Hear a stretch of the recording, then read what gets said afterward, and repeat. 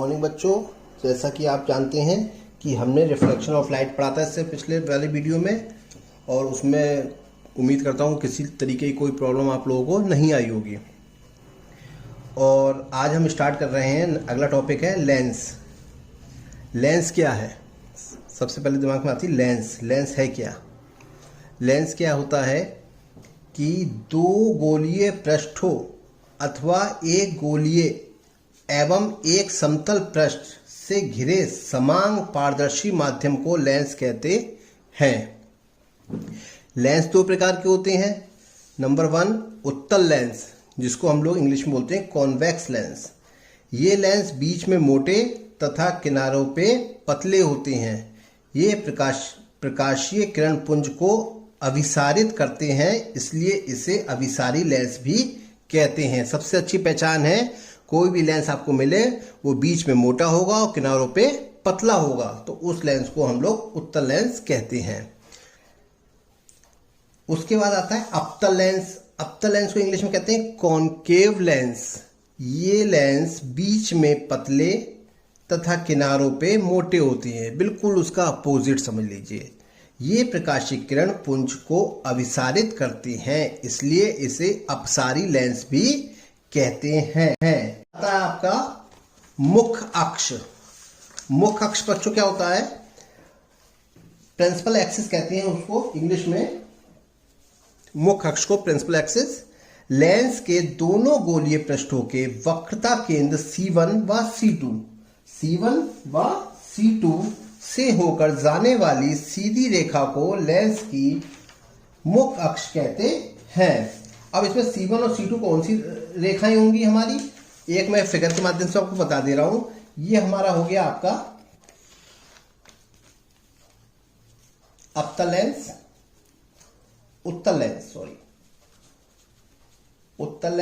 ये हो गया इसका प्रकाशीय केंद्र, ये हो गई आपकी C1 और ये हो गई C2। तो वो कह रहा है लेंस के दोनों गोलीय पृष्ठों के वक्रता केंद्र C1 व C2 से होकर जाने वाली सीधी रेखा को लेंस की मुख्य अक्ष कहते हैं। ये आपकी जो लाइन जा रही है वो आपकी सीधी रेखा हो गई आपकी मुख्य अक्ष। आगे बढ़िए, अगला टॉपिक है प्रकाशिक केंद्र। प्रकाशिक केंद्र क्या है? Optical centre. ये आपकी एक नंबर की डेफिनेशन बोर्ड में पूछ ली जाती है, तो इनको आप ध्यान से देख लीजिएगा।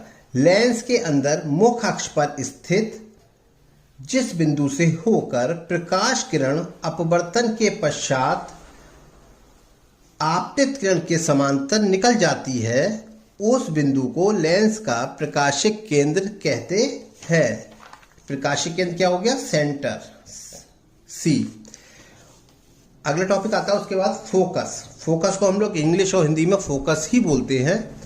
लेंस के मुख्य अक्ष के समानांतर आने वाली प्रकाश किरण लेंस द्वारा अपवर्तित होकर मुख्य अक्ष के जिस बिंदु से जाती हैं या आती हुई प्रतीत होती हैं, उस बिंदु को लेंस का फोकस कहते हैं।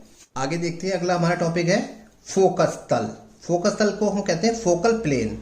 मुख्य अक्ष के लंबवत लेंस के फोकस से होकर जाने वाले तल को लेंस का फोकस तल कहते हैं।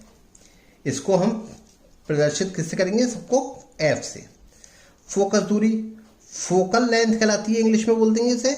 लेंस के प्रकाशिक केंद्र C तथा फोकस बिंदु के बीच की दूरी को फोकस दूरी कहते हैं। तो फोकस दूरी के बाद हमारा अगला टॉपिक आता है लेंस की क्षमता। लेंस की क्षमता क्या है? लेंस की क्षमता P, क्षमता को कहते हैं P, उसकी फोकस दूरी F के व्युत्क्रमानुपाती होती है, जबकि फोकस दूरी मीटर में नापी गई हो। अगर हमारी मीटर में नापी जाएगी तो हमारा जो फार्मूला बनेगा वो लेंस की क्षमता P बराबर 1/F बनेगा मीटर में, और अगर हमारा यही सेंटीमीटर में मापी जाती तो P बराबर आ जाता हमारा 100/F। तो ये हमारी सेंटीमीटर में हो जाती 100/F, और यहाँ पे अगर मीटर में है तो 1/F।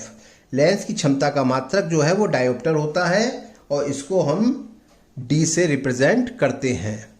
ये आपकी परिभाषा बहुत आती है एग्जाम में, और इस पे आंकिक प्रश्न भी आते हैं, वो हम अपने नेक्स्ट वीडियो में डिस्कस करेंगे। अगला टॉपिक आता है आपका लेंस का आवर्धन।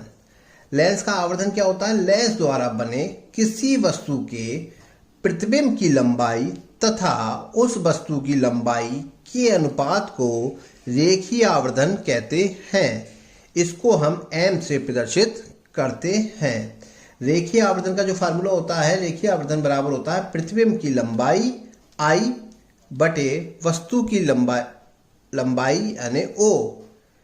तो m बराबर हो जाएगा I बटे O। अब प्रतिबिंब क्या होता है? हमारा V होता है, एक वीडियो में हम आपको बता चुके हैं। और वस्तु क्या होती है आपकी? O, जिसको हम लोग कहते हैं U से रिप्रेजेंट करते हैं। तो m बराबर फार्मूला I बटे O, या हम कह सकते हैं m बराबर V अपॉन U। तो हमारा पूरा फार्मूला बन जाएगा m बराबर I बटे O बराबर V बटा U। इन परिभाषाओं को आप एक बार फिर से ढंग से एक बार मेरे वीडियो को देख लीजिएगा, समझ लीजिएगा, और एक बार कॉपी पे भी आप सॉल्व कर लीजिएगा। इन डेफिनेशन में से कोई ना कोई डेफिनेशन आपको बोर्ड एग्जाम में मिल जाएगी। और इसके बाद हम अगले नेक्स्ट वीडियो में इसके ऊपर आंकी प्रश्न को डिस्कस करेंगे। धन्यवाद।